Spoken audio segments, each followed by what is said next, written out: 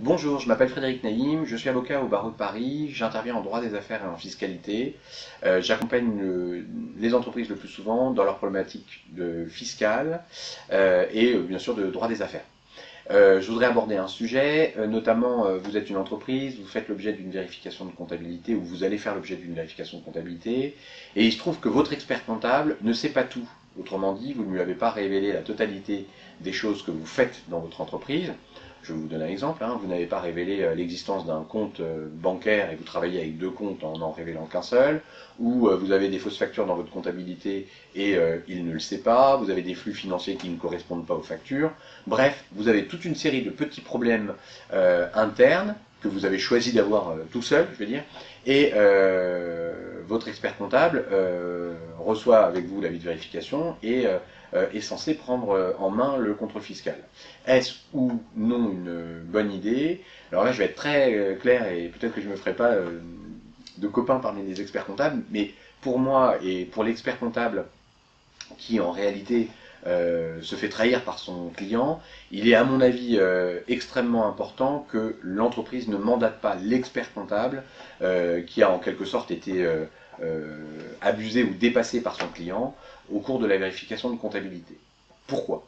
Parce que ça pollue totalement les rapports et ça pollue totalement les relations et en fait c'est une zone de dangerosité pour l'expert comptable et également pour le client. Je vais vous expliquer en quelques mots pourquoi. Le contrôle fiscal s'opère chez l'expert comptable qui n'a pas vu ou pas su qu'il y avait des choses qui se passaient dans la comptabilité de l'entreprise qu'il faisait. Vis-à-vis du contrôleur, l'expert comptable, il va être très très mal à l'aise. Et il va être mis en porte-à-faux, il va être presque pris en étau, je dirais, entre d'un côté défendre son client et de l'autre côté se défendre lui-même vis-à-vis de l'administration fiscale de manière plus générale. Donc en enlevant tout rôle à l'expert comptable à ce stade, je dirais on préserve l'expert comptable.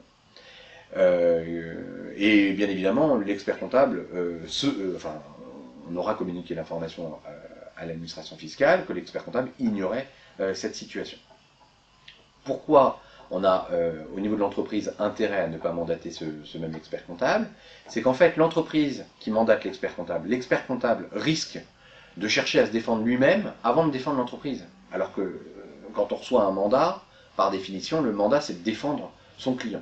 Et malheureusement, je l'ai vu plus d'une fois, dans des situations de cette nature, l'expert comptable a eu tendance à chercher à se protéger lui-même en révélant des pièces du dossier qui étaient accablantes pour l'entreprise. Donc clairement, si vous n'avez pas tout dit à votre expert comptable, ne choisissez pas votre expert comptable pour vous représenter en cours de vérification de comptabilité. Ce serait pour vous dramatique, c'est une certitude. Voilà, j'espère que ce sujet vous sera utile et je vous dis bon courage pour votre contrôle à venir. À bientôt.